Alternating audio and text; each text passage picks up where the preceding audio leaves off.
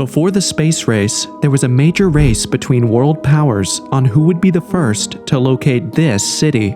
A city that is said to hold so many resources and advanced weaponry that was powerful enough to change the course of any war. The United States, the UK, the Soviet Union, Japan, Germany, and every major powerful country all tried to find this place. They sponsored multiple expeditions and used ample resources, all in a bid to locate this place, but it was all a failure. Or so we thought. Recent studies and retrospective investigations have led me and a lot of others to think that maybe the reason they stopped looking for the kingdom of Agartha was because they found it.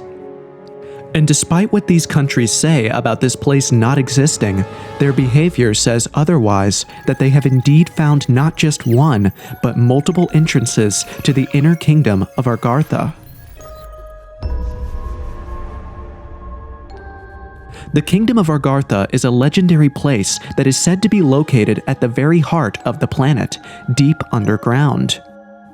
Some say its entrance lies deep in the Himalayas, but no one truly knows the exact location of this kingdom. Despite being underground, Agartha is said to have an advanced tunneling system that connects all continents on Earth. While we surface dwellers travel around the world by air or by sea, the people of Agartha do theirs underground. These tunnels were constructed by a race of extraordinary people known as the Old Ones. They far surpass humans in intelligence and technology, as well as physically and spiritually. This mysterious race is said to be practically omniscient, and also conscious of everything that takes place on the surface. It is believed that millions of people live in Agartha, which is ruled by its king, who is known as the Master. The kingdom is equipped with cutting-edge transportation capabilities, such as flying vehicles, and preserves its knowledge in extensive libraries. Now, some people may know it as Agartha, but others may know this city as Shambhala. They are kind of the same thing in the sense that Agartha is the kingdom and Shambhala is the capital. Though some people think these are two different places. They could be right, too. Personally, I see it as two sides of the same coin. But that's not the bone of contention. What struck me when I was researching was that just like the flood myth in every culture and religion, there is this myth of a world deep beneath the earth that is not easily accessible.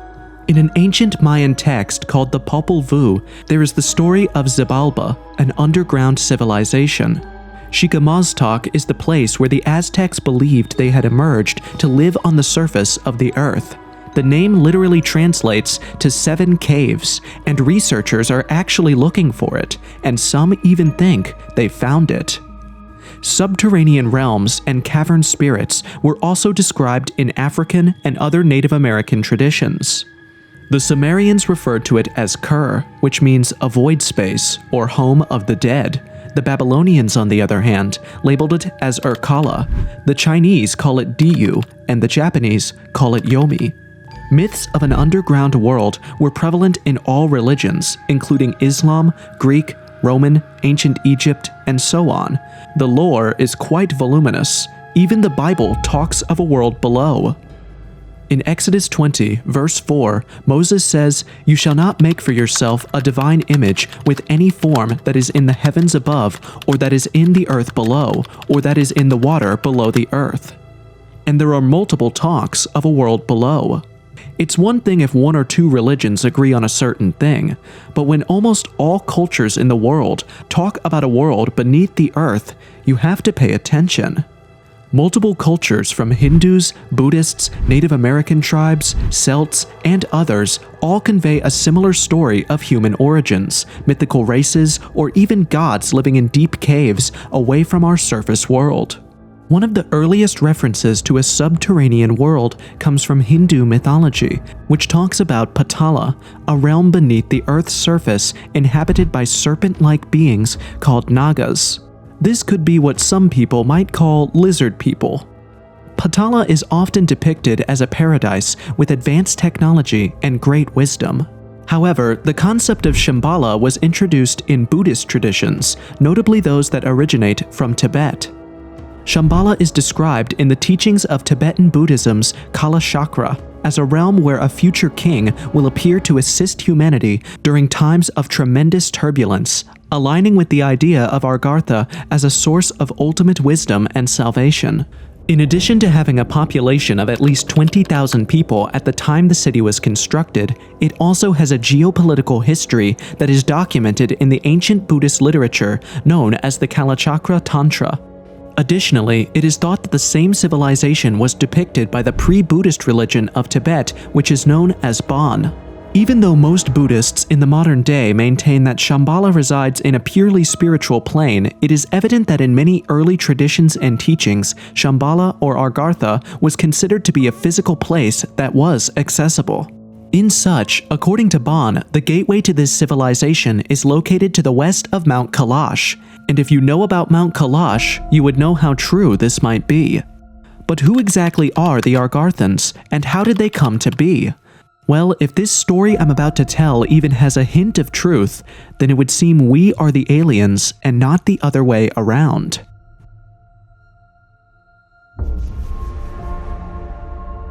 Now, the story goes like this. At first, citizens of Aghartha lived and thrived on the surface, and Aghartha as a country or kingdom wasn't actually in existence back then. These were different people from different nations living in different places. But after a great cataclysm that almost destroyed the world, aka the Flood, the remaining survivors of these great ancient civilizations decided to take what was left and start again. But this time, deep in the earth, where hopefully they would be safe from such destruction if it were to happen again. The survivors came together to form a new nation, which is Aghartha. Of course, there are other trains of thought that the cataclysm was caused by the lengthy war between Atlantean and Lemurian civilizations, as well as the potency of thermonuclear weaponry.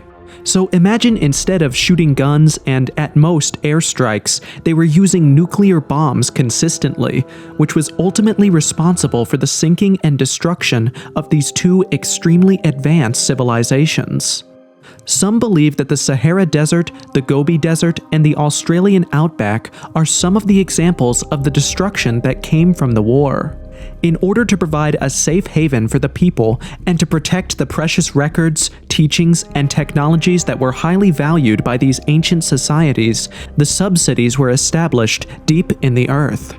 Either way, be it by an act of God, nature, or man, or whatever, one thing was certain: no one wanted to go through that again. So the remaining survivors from Atlantis, Lemuria, Hyperborea, and any other race went deep. So if all these have a pinch of truth in them, that would mean, just like the Native Americans, this is their planet and we are the foreigners. People who live in Aghartha are referred to as Agarthans, which are also known as inner earth beings. Agarthans are claimed to be extremely intelligent beings, with advanced technology, intellect, spiritual understanding, and longevity. They are also said to possess extraordinary longevity, as they flourish in a state of vigorous health, nourished by water that is rich in copper. They are also characterized as being tall, with skin that is green in color, while still possessing traits that are similar to those of humans. But their appearance, despite being similar to humans, is luminous and radiant, with a physical form that is said to be more refined and ethereal compared to humans.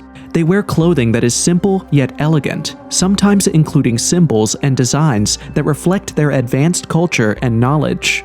Agarthans are thought to be tranquil, enlightened, and in sync with the natural world. The protection of the environment, the promotion of peace and harmony in all aspects, and the guiding of humanity towards sustainability and well-being are the stated goals of this kingdom.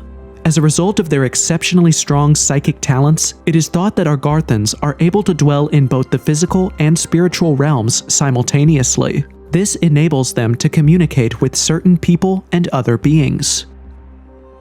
Now, at this point, it's beginning to sound like I'm just a good storyteller, and this would make for a good bedtime story.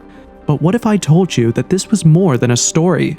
In such, there was so much belief in the Aghartha existence that the United States, the Soviet Union, Germany, Russia, and the UK funded expeditions towards discovering Aghartha. Now, before you go comment on how the Soviet Union and Russia are technically the same thing, that was done on purpose to show you that the Soviet Union as a whole, spanning 22.4 million kilometers square with 15 countries, believed in Agartha, and when it was dissolved in 1991, the strongest and largest set, which is Russia, still continued that belief. So to these powerful nations and world leaders, Agartha wasn't a bedtime story. It was real, and they were going to find it at all cost.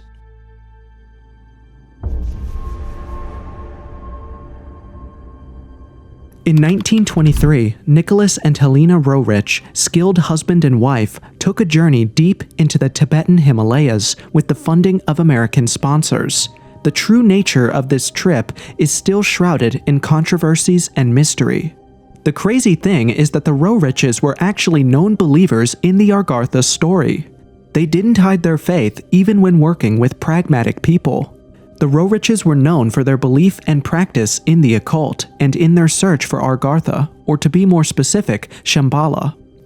I mean, this was a hidden kingdom with all these amazing things just waiting to be discovered in the Himalayan mountains, which, by the way, are among the most unexplored and remote locations on the planet.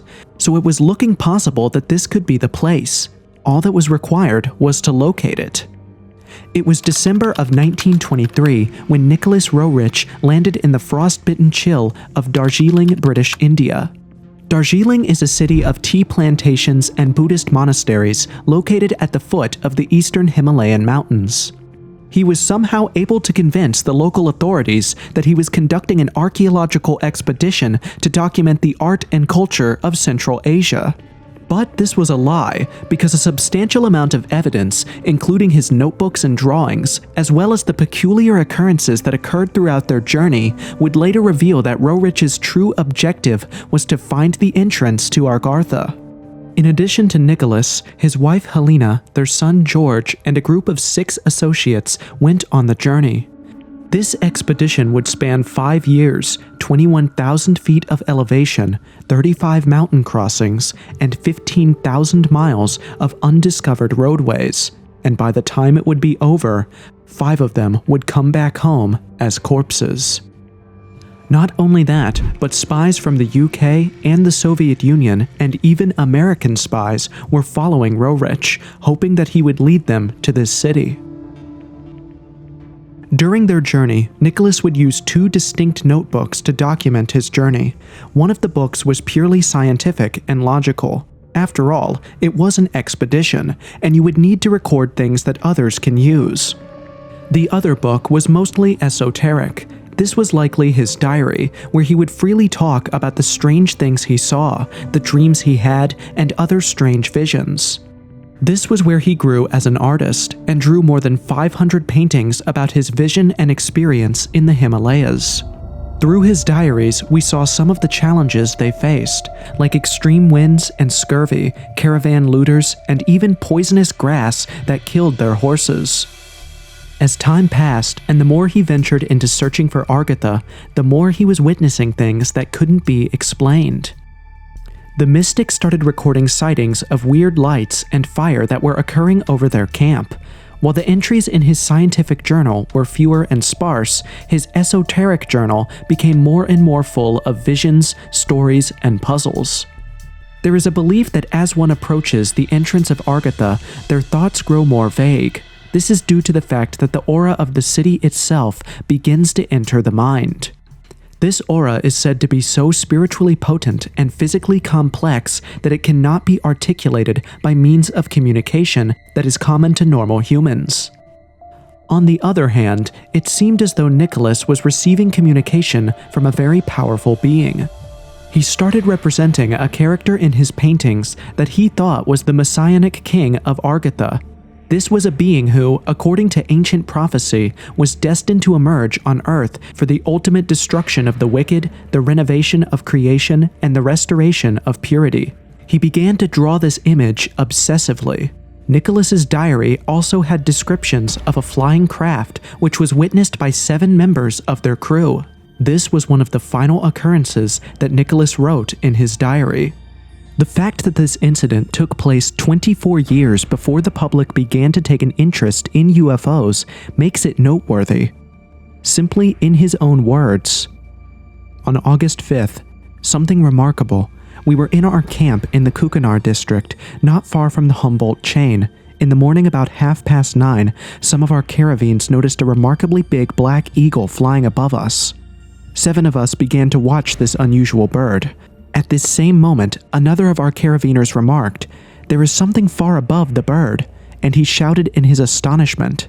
We all saw, in a direction from north to south, something big and shiny reflecting the sun, like a huge oval moving at great speed. Crossing our camp, this thing changed in its direction from south to southwest, and we saw how it disappeared in the intense blue sky. We even had time to take our field glasses and saw quite distinctly an oval form with a shiny surface, one side of which was brilliant from the sun." Personally, this revelation at the point of my research was riveting to me. We've always thought of aliens as beings who travel from one of their universes to ours. But what if we are looking at the wrong place? What if instead of looking up, we should be looking down? There were numerous reports during World War II of UFOs coming from below, usually from the sea, and sometimes entering into the sea. This could explain why it's easier for them to arrive undetected into our airspace and also disappear easily, because they're already thriving here. In such, Agartha is said to possess anti-gravity technology to create flying machines that can move freely through the air at incredible speeds, unhindered by Earth's gravity. But this is just a thought. I could be wrong. Anyway, it was after this episode of seeing a UFO that the Roeriches and their entire crew just vanished off the face of the Earth with no clue. And despite the fact that they were being closely followed by intelligence agencies from the United States of America, the Soviet Union, and the United Kingdom, no one knew where they were. For more than a year, the Roeriches were missing, and all efforts to find them were futile. In such, the world thought they were dead. The only source that we have for the events that took place during this period is Nicholas's diary, which stated that the final 5 months of their expedition were spent in a Tibetan prison camp. The conditions in this camp were so brutal that 5 of their 6 crew members would end up dying. This was after they were found a year later. But this still leaves more than 7 entire months of their invisible year completely unaccounted for, that no one knows about except the Roerich. After being released in 1928, the Roeriches quietly went home. By all accounts and definition, their expedition was a failure.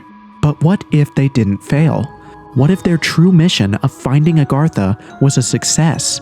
In such, the American sponsors were apparently so happy about the progress of the expedition that they sent the Roeriches back to the Himalayas for a follow-up expedition between the years of 1933 and 1935. Which begs to question, why would they sponsor them again if the original mission was a failure? Heck, President Franklin D. Roosevelt of the United States of America signed off this mission. And Henry A. Wallace, the Secretary of Agriculture, who would later become the Vice President, provided the funding for it. Not only that, Wallace referred to Nicholas Roerich as his guru. This established the Roerich family's first direct connection to the government of Franklin Roosevelt. This was no longer a theory, but now a fact. Now, this is where things start getting a bit suspicious. In the midst of the Himalayan highlands, during their second excursion, the Roerich vanished again, this time for a period of 3 months, and there was no trace of their activity. Then they resurfaced with nothing. Yet, despite being a failure, this was the period that President Roosevelt himself signed the Roerich Pact in 1935, marking their second direct connection to the Roosevelt government. Why would he do that, naming a pact after Nicholas? For those who don't know, the Roerich Pact is a treaty on the protection of artistic and scientific institutions and historic monuments. One of the most significant aspects of the Roerich Pact is the legal recognition that the defense of cultural objects is more important than the use or destruction of that culture for military objectives. Furthermore, the Roerich Pact stipulates that the protection of culture always takes precedent over any military necessity. Basically, what this means is that any cultural thing found will be left as such. There's no melting of a Buddhist statue to make bullets or using it as a shield. This is a good treaty and plan, as it preserves culture from being destroyed. But don't you think it's a hell of a coincidence that it was when Roerich reappeared that this treaty was signed? Kind of like he saw something so magnificent yet dangerous that if left to man could bring destruction to a scale never seen before. All these could mean Nicholas found Agartha. He found it, and knowing how the world was, especially after World War I, he probably did everything he could to prevent the resources of Agartha from being used for evil. In such, scholars of modern Russia and early 20th century history have written at great length on how deeply invested the Russian government was regarding the possible resources held by Agartha. These mystical weapons and resources became of considerable interest to the growing world powers, including Russia, Britain, Germany, and the United States of America. This prophecy was taken literally by a number of influential officials, including the now Vice President of the United States, Henry A. Wallace.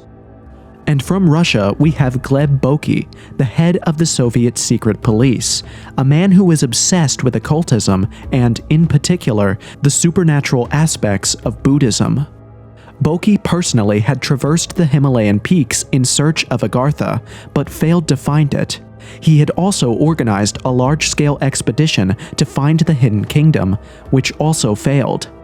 In addition, Boki had operated a secret Soviet laboratory where Buddhist spiritual techniques were experimented with in an effort to create the ideal communist human being. Gleb Boki had a strong interest in discovering the Hidden Kingdom in order to acquire the knowledge, technology, and magical weaponry that it contained.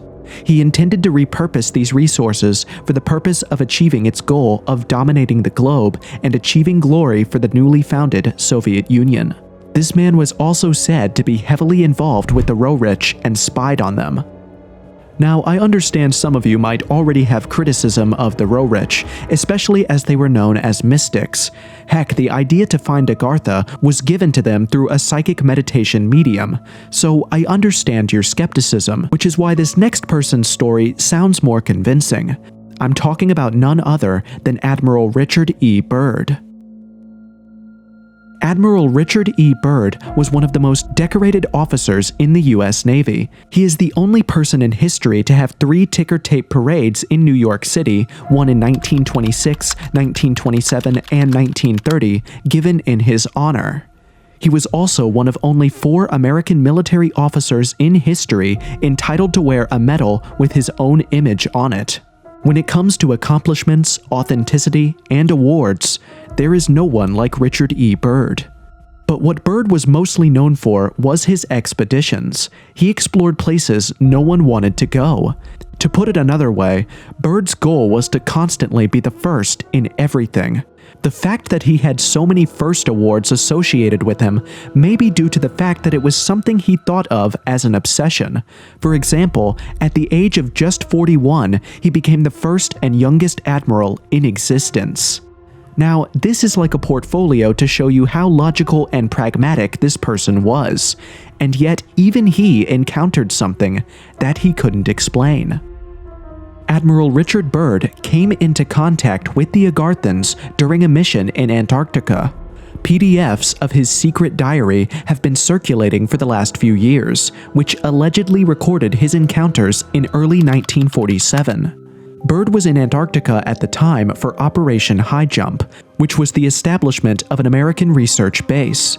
As Byrd was flying over the icy environment, his instruments began to malfunction, and at first, he was worried that his plane might crash. But somehow, the plane was moving on its own. Not only that, he saw a green forest among the snowy mountain ranges. One moment, the place is covered in ice and snow, and the next, he sees a beautiful place lush in green, beautiful forests all around. Suddenly, his radio was hijacked by people he didn't know. These Agarthan super beings controlled his radio, speaking to him as they also controlled his plane. They made him land and invited him into the subterranean city. He described this city as a vast metropolis glittering with rainbow colors. too beautiful and wondrous to describe, and formed of a crystal-like substance. He was taken to their leader, who was known as the Master, and as they talked, he revealed some shocking truths. Remember how earlier I said that the ruler of Agartha is usually known as Master? Anyway, let's just say it's another coincidence. The Master let Byrd go back to warn people on the surface about the war that had been going on, and if we were to keep fighting, there would be no planet for every and any species to live in. The Hiroshima bombing was a wake-up call that scared everyone. I went into detail on the total experience of Admiral Byrd in this video, and you should totally check it out. Byrd was shocked and amazed. When he came back and gave his report to his superiors, he was ordered to never speak about his experience again to anyone, and he never did. In such, how we know about this story is that he wrote about his experience on his deathbed. So either way, it didn't matter if he talked, because he was going to die soon, but the world needed to know what he saw. And here's the kicker, his son also mysteriously died, just when he was about to add more provable fuel to the fire of this conspiracy. Again, watch this video as I did a deep dive into it, which I can't go into here to avoid making this video longer than it should be. Now, aside from Admiral Byrd and the Roerich's experiences, another reason why people believe in Agartha is due to one theory, which weirdly enough is founded in science, provided with facts and data: the Hollow Earth theory. The notion that the Earth is hollow is not a new one. Heck, even Dante portrayed the planet this way in his Inferno poem, or the Divine Comedy in the 14th century. Scholars from the 16th century onward thought the Earth had a hollow shell with layers containing various atmospheres, densities, and even a miniature sun at its core. The Hollow Earth theory has a long and illustrious history, dating back to the 17th century, when it was advocated by some of the most prominent scientific minds of the day, including Edmund Halley, Leonard Euler, and Sir John Leslie. These brilliant scientists based their hypothesis on anomalies in the magnetic field, gravitational pull, and polar explorations of the Earth, which suggested that the Earth might not be a solid sphere as we once thought, but a hollow one with a massive void inside. These are various facts and data that could prove the validity of the Hollow Earth theory.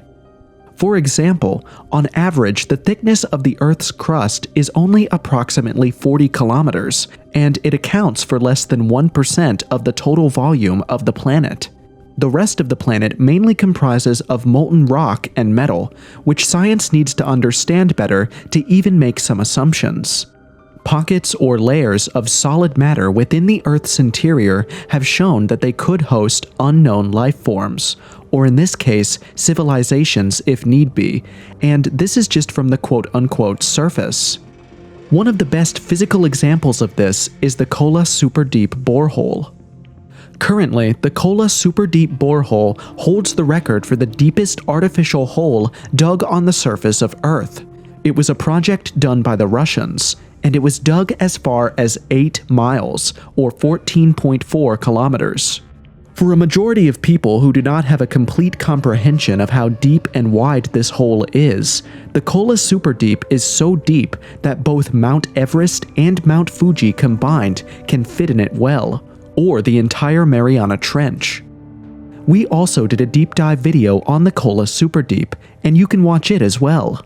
Here's the crazy thing about Kola Superdeep. Despite its very impressive depth, it turned out that the scientists only scratched the surface. They didn't even pass the first layer of Earth's structure. This project took more than 20 years, but the scientists and engineers only scratched the surface with all the equipment and technology they had. Here's another weird thing they figured out. Life can exist even down there. Northwestern University scientists discovered that 1.5% of the rocks they studied were made of mantle material, which is derived from volcanoes. Additional research led them to the realization that the amount of water that is beneath the crust of the Earth is 3 times greater than the amount of water that is found in all the oceans of the world. The pressure and temperature down there is quite high, which keeps the water liquid and forces it out of the porous rocks. So indirectly, life could exist deep in the Earth. But perhaps the most influential hypothesis of a hollow Earth claimed by today's believers comes from the English astronomer Edmund Halley. In 1686, he proposed that beneath the surface of the Earth are 3 concentric shells, each of which has poles that rotate independently and interfere with above-ground compass readings. This was his attempt to explain the changes that have and had occurred in the magnetic field of the planet over time. He believed that every one of these nested layers was probably inhabited, and that the life forms inhabiting them were nourished and supported by an unknown source of light. Now, it's one thing for Halley to speculate on the depths of the Earth, but it was an entirely different thing for an eccentric American trader called John Cleve Symmes Jr. to go in search of those depths. John not only believed Halley, but he sought to prove him right. Circular number 1 was released by him in 1818, and it contained both an account of his ideas on the hollow Earth theory, as well as a pledge of action to which he said, "I pledge my life in support of the truth, and am ready to explore the hollow, if the world will support and aid me in the undertaking." While Halley never proposed a bridge to the nether regions, Symmes insisted on the idea of openings at the North and South Poles, granting access to a warm and rich land stocked with thrifty vegetables and animals, if not men. In his telling, these Symmes holes spanned thousands of miles and curved so gently that someone could sail into them without noticing the transition, which was supposedly what happened to Admiral Byrd. One minute he was flying, and the next he found himself in a world he couldn't explain. His theories, of course, were met with ridicule, and his hopes of having a government-funded expedition were never accomplished. And till now, no one knows the entrance to the hollow Earth, which houses the Agarthans.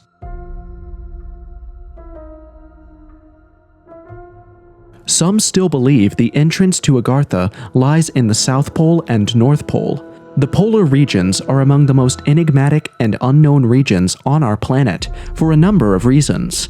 Auroras, magnetic deviations, warm winds, mirages, and openings in the ice are some of the unusual phenomena and abnormalities that have been reported to have occurred in these places.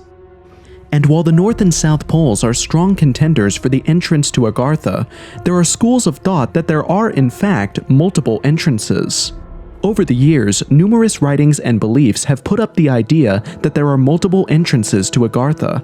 The famous ones, of course, are the North and South Poles. The second is Mount Shasta, located in California in the United States.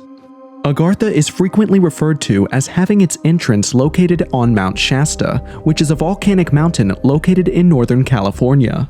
The mountain naturally has been revered by Native Americans for a very long time, and has been linked to a number of supernatural occurrences that just can't be explained. There are theories that the inner world of Aghartha can be reached by the subterranean tunnels and passageways that are located beneath Mount Shasta. The Lemurians, which I mentioned earlier, were believed to have made this mountain and its perfectly formed tunnel their home. The third is the Himalayan mountains, which is the theory that Roerich believed in and where his expedition took place. Another mountain is Mount Kailash, which is also shrouded in mysteries and is also located in the Himalayan mountains, giving this location a double portion. We also went in depth on how strange this mountain is, and why of all the supposed entrances, I believe this one could be it. Especially on how perfect it fits in the puzzle. This is a mountain with no border, yet it is worshipped and revered by all surrounding nations. Seriously, watch the video. The link is in the description below. Another area that is frequently associated with the entrances of Aghartha is the Giza Plateau in Egypt, which is distinguished by the presence of the Great Pyramid and the Sphinx. There is a theory that suggests that beneath the pyramids there are caves and tunnels that date back to prehistoric times and lead to the interior of the Earth. These concepts are reinforced by a variety of esoteric publications, as well as the ever-present mystery that surrounds the construction of the pyramids and the exact purpose for which they were built. And these are not just theories, these are well-documented facts. The Giza Plateau has been the subject of numerous archaeological expeditions, which have led to the discovery of numerous tunnels and chambers beneath the pyramids. And of course, we have Antarctica. We all know how the Nazis funded expeditions to Antarctica. There are theories suggesting that Nazi Germany conducted secret expeditions to Antarctica during World War II to find this hidden city and use their resources and advanced weaponry to turn the tide of the ongoing war in their favor. These theories are often linked with stories of advanced technology and hidden bases beneath the ice. Again, this was what even prompted Admiral Byrd to be in Antarctica in the first place. His expedition was funded by the United States government, and it was supposed to uncover the secrets of the Nazis to figure out why the heck they were flocking and putting resources in Antarctica. And as it turns out, the Germans had maps of the area that showed a cave system below the ground. In such, the more I dug deep into Agartha, the more it looked like it wasn't a story. It turns out that there is this thing called the Planetary grid system, and it's a network of energy lines crisscrossing the Earth. These lines are said to affect everything, including the locations of ancient monuments and animal migration patterns. There's a reason I brought this up. In 1920, Alfred Watkins discovered that ancient sites appeared to align in straight paths, and he called these alignments ley lines.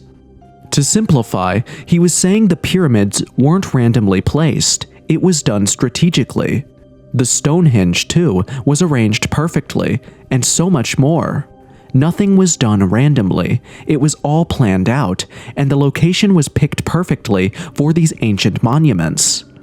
Although some dismissed his hypothesis as a coincidence, others began to perceive a pattern connected to the Earth's geography. It even turns out that every supposed entrance of Agartha just happens to fall on these ley lines perfectly.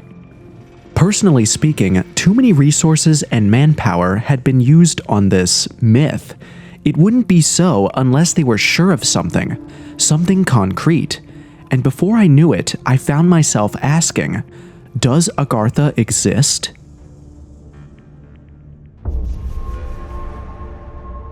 Before I say yes or no, I also have to give you a probable correct reason why critics fight the idea that it exists.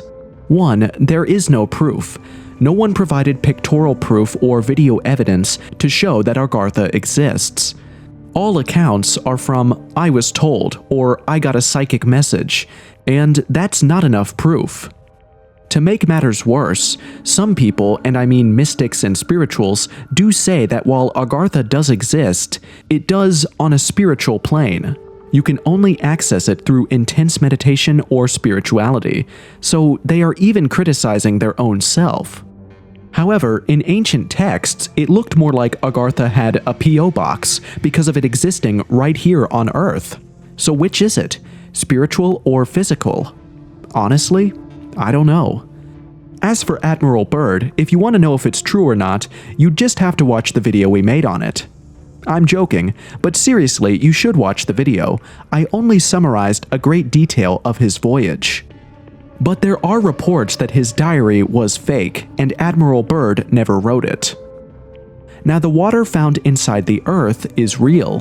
When the discovery was made, it led people to believe that there were huge oceans inside the Earth, which there may be, but not exactly as we think. Yes, there is a huge amount of water in the Earth's mantle, but it's trapped inside rocks and minerals. This is called mineral hydration, and it's a good way to keep water in a dry environment. For example, the moon's surface is covered in water. The water is just mixed in with the soil there. So the water inside the Earth is real, just not in a way that's obvious. Also, we would know if the Earth were hollow. The mass, density, and gravity of our world would be very different. There are studies, tests with seismic waves, data from boreholes, and other ways that made us arrive at this conclusion. Gravity is an essential force that keeps us on the ground and the moon in orbit around us. There is a correlation between the mass of an object and its gravitational attraction, and the gravitational pull of the Earth is extremely well understood, with accuracy that can be measured to several decimal places. It is therefore common knowledge that the mass of the Earth is enormous, and this mass is simply too enormous to be hollow. As a matter of fact, the mass of the core must have an average density that is significantly larger than that of the crust and the mantle, based on observations. Then we have volcanoes. The process of volcanism is characterized by the appearance of hot magma rising through the crust from the mantle. We know that something must be providing the heat and insulation for this magma, in addition to demonstrating that there are deep wells of molten rock beneath the crust. If the Earth was in fact hollow, the magma would have cooled and solidified more than 1 billion years ago. It is the churning hot metal and radiation deep in the core that continues to convect out heat that keeps the mantle liquid. There are also seismic waves that are generated by earthquakes and nuclear testing, and these waves move through the interior of the Earth. However, the speed at which these waves travel varies depending on the type of material they are passing through. The length of time it takes for these waves to travel from the earthquake that caused them to the listening post makes it possible for us to determine the layers that are present within the interior of the Earth. This is made possible by the fact that listening posts are dispersed around the planet. The conclusion that can be drawn from all of this is that the seismic waves would behave significantly differently if the Earth was hollow. Even though I have to admit that there are a lot of things we don't know about, we still know pretty enough to say our Earth is not hollow, at least till a chosen Galileo Galilei comes to prove us wrong with well-written and documented facts. One thing about this story that freaks me out is how well connected these theories are. I see why a lot of people become believers. It was just like how we have the flood story in the Bible, which at first science disproved, but now we have seen proof of the world being submerged in water. Now we have different cultures talking of a world deep in the earth. I mean, even the supposed entrances to Shambhala or Agartha are filled with mysteries that even the government can't explain. Or how the government funded Roerich and believed him, and not just the United States, but most world powers, and how coincidentally they had to create the Roerich Pact to prevent the use of cultural things for war.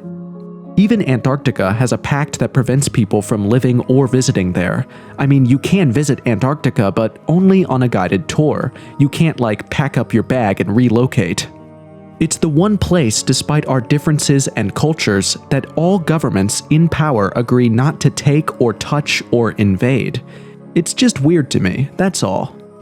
Also, it's a bit coincidental that these places mentioned as supposed entrances to Agartha are guarded and monitored by the military and the government. If Agartha exists, it has significant consequences and implications for both the present and the future of our world.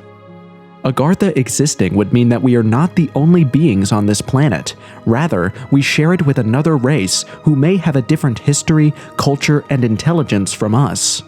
Additionally, it means that there is a hidden source of knowledge, power, and energy that could transform our society. However, this also implies that there is the possibility of some dangers and threats arising as a result of the interaction or conflict that can occur between the two realms. There is a possibility that the Agarthans are peaceful and benevolent entities who wish to assist humanity in our evolution and ascent. However, they could also be hostile and wicked beings with the intention of either enslaving us or destroying us. There's also the possibility that they are beings that are apathetic and neutral, and that they wish to remain hidden and secluded from us. This is why a lot of people believe our government knows something and is hiding it from the population. The truth in any way will certainly make things go awry. But what do you think? Is Aghartha real? Or is it all just a bunch of coincidence?